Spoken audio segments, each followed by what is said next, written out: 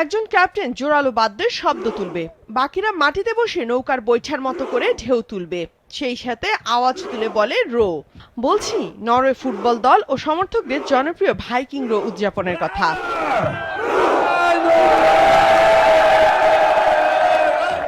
5 বারে বিশ্ব চ্যাম্পিয়ন ব্রাজিলকে বিদায় করে 28 বছর পর বিশ্বকাপের কোয়ার্টার ফাইনালে খেলার আনন্দে তাই মাঠেই ভাইকিং রোতে মেতেছেন হালান্ডরা।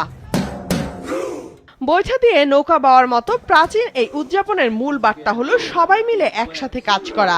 বিশ্বকাপের সবশেষ রাউন্ড অফ 32-তে ব্রাজিলের বিপক্ষে সেই কাজটাই করেছেন হালান্ড নাইল্যান্ডরা।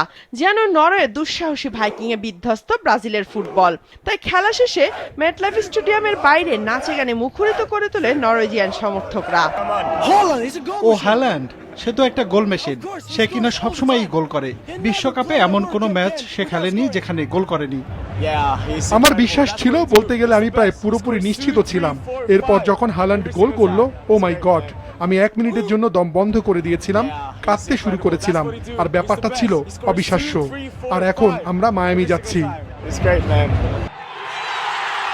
নরওয়ের রাজধানী অস্লোতে জয়োল্লাস করেছে হাজার হাজার সমর্থক।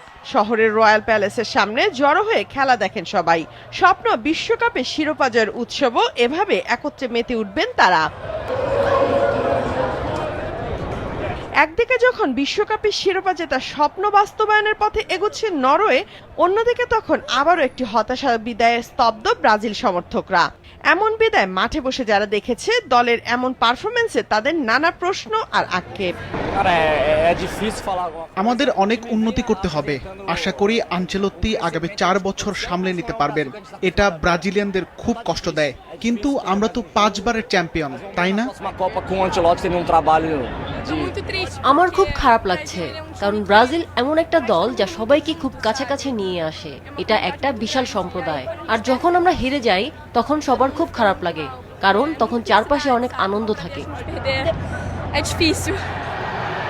নরওয়ের বিপক্ষে লড়াই দেখতে কয়েক হাজার ব্রাজিল সমর্থক জড়ো হয় রিও ডি জেনেরোর জনপ্রিয় বিচ কোপাকাবানার বড় পর্দার সামনে।